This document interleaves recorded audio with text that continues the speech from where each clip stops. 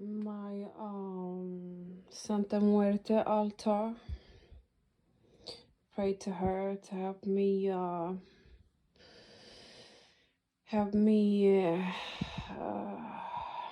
diminish or rid me of the demonic abuse that Belial puts me through, and Lilith and others.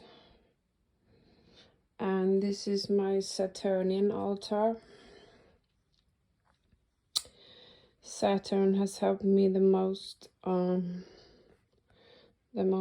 all the gods to combat Belial. Love him for it. He has his own problems though, as all sentient beings. But anyway, this is my Venusian one. She hasn't really helped me so much combating the demons,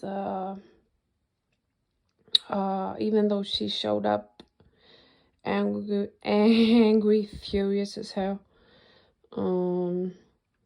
raged out totally on Samael. She's kind of in the background, kind of have helped me with other things, like I was homeless last year when I had to flee for the second time from my husband and go live with my mother and father and leave the kids here with their daddy because he was so abusive. Venus helped me to give me this apartment and get my home in check so I could take care of my kids and give my kids a home again. Giving my kids a home. So thank you forever for that, Venus. And I don't know if I have any other altar. This is a little altar for Belial. I have Lucifer books there. The Lucifer Maimon book from Yake Wedding that I bought that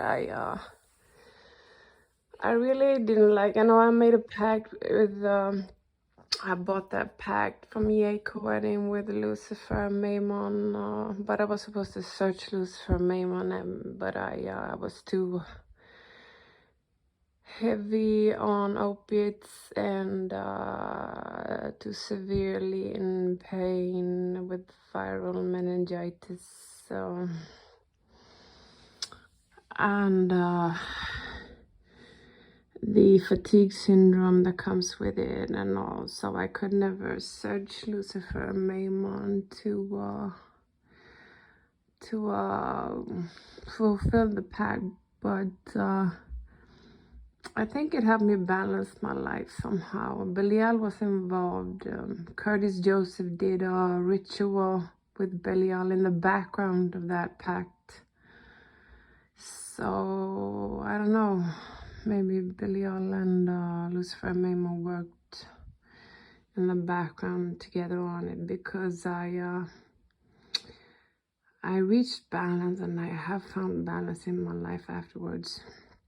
Even though I still live with these beings around me constantly and they abuse me heavily, especially Belial, Lucifer, or his other face, Lucifer Maimon. He isn't so abusive. He's quite okay. If you don't try to love him, then he he's love scared and suffers from narcissistic defenses, so he can't practice love. So he'll start to abuse you if you try to approach him lovingly and want to be his wife and such. But really sad, because I really love him, but and he really loves me too. But the structure of the ego that he suffers from, that he has to dismantle but won't, because he's too much of a coward to do it. It destroys all his capacity to love a woman. So really sad. But anyway, then I have an altar I forgot for Tara and Buddha. Here, Buddha has been a real great figure in my life, because and he really challenged me, because I thought to be a Buddha you have to go out in the woods and meditate and you know, or maybe I should film Buddha instead. So if you listen to the Vedics and the yogis, they say you have to go out in the woods and meditate under a Buddhist tree to like find peace and find Buddha and all. But I had a voice whispering in my ear that fucking fucking going out in the woods meditating, that's easy. Do it in real life. Do it in hardcore real life. In real life struggles. Find that Buddhic peace in the midst of crisis, in the midst of real life struggle, and you will have reached through true Buddhahood. And so being Platonic, Saturnian, Scorpionic, of course I accepted the challenge. Like, yeah, that makes sense. Fucking sitting in a cabin, boring. Out in the woods, can't stand it. Hell yeah, I'm gonna do it right in the middle of the fucking chaos.